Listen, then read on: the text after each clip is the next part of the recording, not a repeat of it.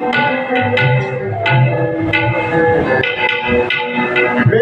ગુરુકુળમાં ભણેલા પર સ્થિતિ કરી આ રાજા બન્યા કંગાળ. વાત કંગાળનો કંગાળ કેમ બન્યો બ્રાહ્મણ એ વાત આપણે જોવાની છે.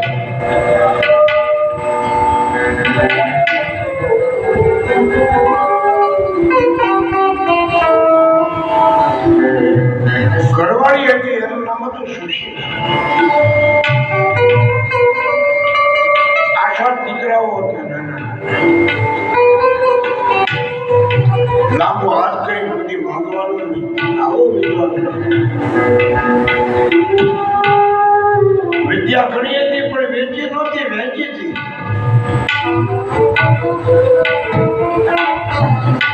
વેદની વાતો વેચવા માટે છે, વેચવા માટે.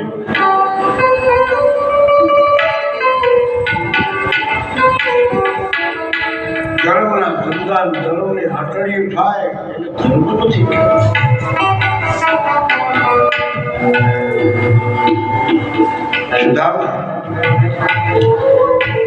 સવારમાં પૂજામાં બેઠા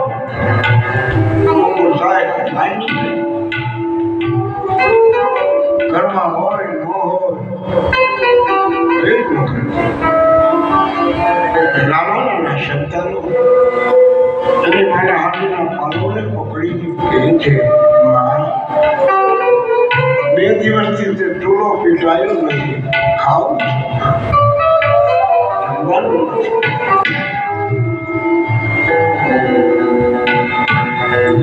ઋષિ પત્ની રોવે છે, અરે રે વિધાતા, મને તમારા જીવનની જનતા બનાવી. હું નથી તમારા પિતાને કહી શકતી. બાળકોના દુઃખને રોવે છે.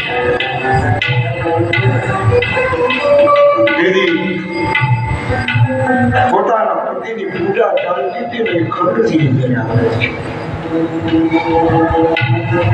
મહારાજ પ્રણામ.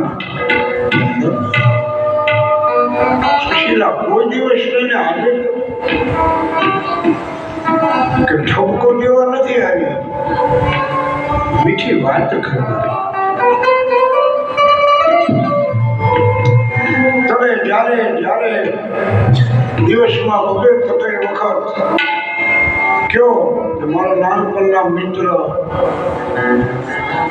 કનૈયો હું તમે ભૂલો. હવે પોરબંદર ને દ્વારકા આગળ ક્યાં છે? તમે કોઈ વખત એને મળવા જાઓ છો? એટલે કહો છો ગુરુકુળમાં હતા, તમારે જવું પડે.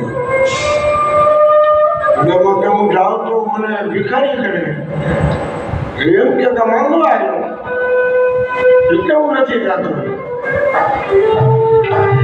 સુશીલ ગુણવંતી નારી હતી અને કીધું, હું તમને માંગવાનું નથી કહેતી, હું તો એમને મળવાનું. એ રાજા બન્યા, લગ્ન થયા. એ તમારા કરતા નાના છે, તમે મોટા છો, તમારે એને બ્રાહ્મણ તરીકે અને આશીર્વાદ દેવા માટે તો લાવવું પડે.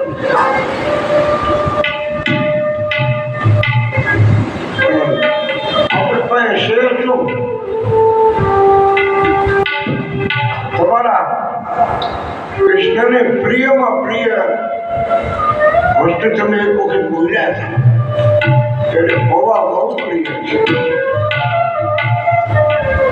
તો હું પાડોશીના ઘરેથી થોડા પૌવાની વ્યવસ્થા કરી છે. કપડા ધોયેલા હતા, ફાટી ગયેલા, એને સોય દોરોને સાધી અને પોટલી બનાવી અને પૌવા અંદર ભર્યા.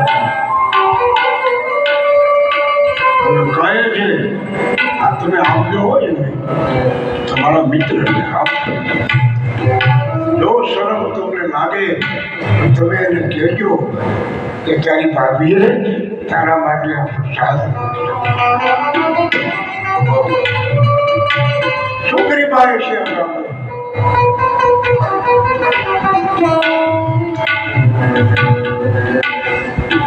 જો સુશીલા હું જાઉં છું, માગવાનું છે, માગીશ નહીં. ક્યાં માંગવાનું? ફાટેલી મેલી એવી ધોતી, બોટલમાં થેલો, ગોળની પોટલી અને એક લાકડી છે. વયોવૃદ્ધ બ્રાહ્મણ દ્વારકા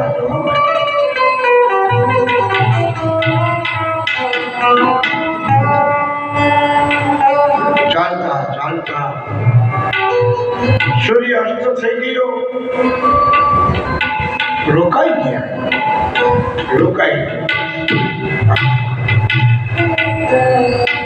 દ્વારકાધીશ વિચારે રૂકમણી આમ જોયું, પ્રભુ આમ કેમ જોયું? મારો એક મિત્ર આવે છે, થાકી ગયો. ગરુડલાલને આજ્ઞા કરો, એને ગોમતીના ઘાટ સુધી લઈ આવે. અને સુદામા આંખ ઉગાડીને જોવે ગોમતીનું ઘાટ.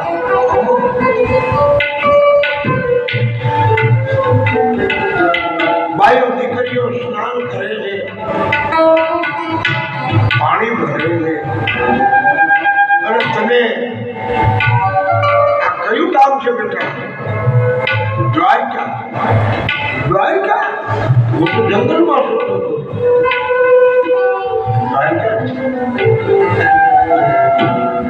બેટા મારે તો દ્વારકાધીશને મળવા જવાનું છે. બાપા તમે વહેલા આવી જજો. જો મોડું થઈ જશે તો દ્વાર પાડો, તમને જવા નહીં. અને અહીંથી 56 સીડી ચડી જાવ. કેટલી સીડી? 56 સીડી ચડ્યા. ઘણા દુવાઈ જાય પણ ખબર ન હોય 56 સીડી ક્યાં. કારણ કે મૂળ દ્વારમાંથી બધા હાલતા હોય. પેલા તમે સ્નાન કરો. દ્વારકાની વાત કરું. એની ઘણા ભડકેશ્વર મહાદેવની ખબર ન હોય. ભડકેશ્વર મહાદેવ ક્યાં? ઘણા જતા આવે છે. ભડકેશ્વર મહાદેવના દર્શન કર્યા હોય આંગળી ઊંચી કરો.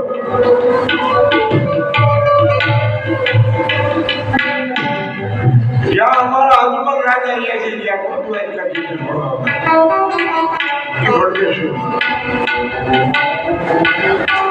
દરિયામાં વચ્ચે મોદી સાહેબે બહુ સારું બનાવી નાખ્યું છે. અમે 30 વર્ષ પહેલા 32 વર્ષ પહેલા મેં પહેલા દર્શન કર્યા. અને મને ગભરામણ થઈ ગઈ. પહેલામાં નીકળીશું કે અમારે રતનસિંહભાઈ મારો અને એ ભરતી આવી જાય અને નીકળતા તો તમારી કલા શિવના શરણ આ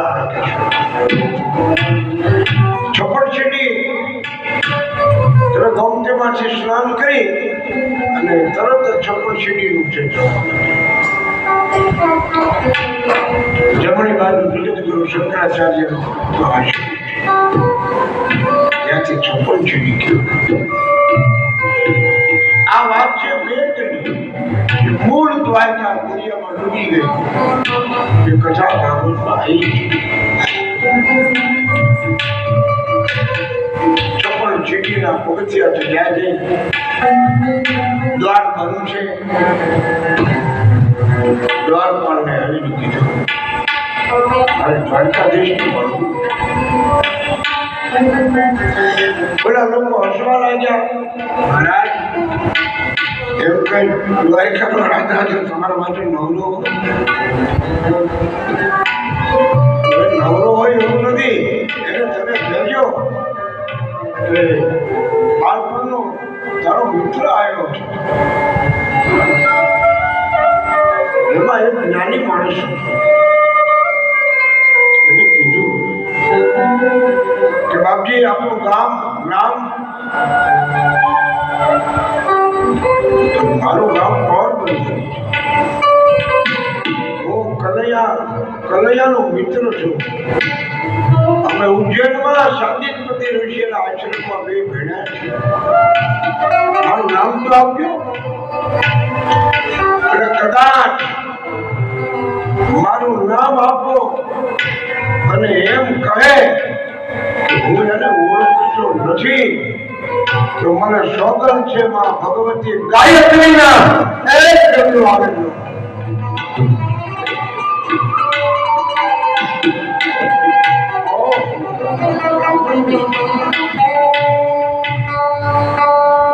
શાયરી વાત કરી. ભગવાન ઈડોલા ઉપર બેઠા હતા. એક વસ્ત્ર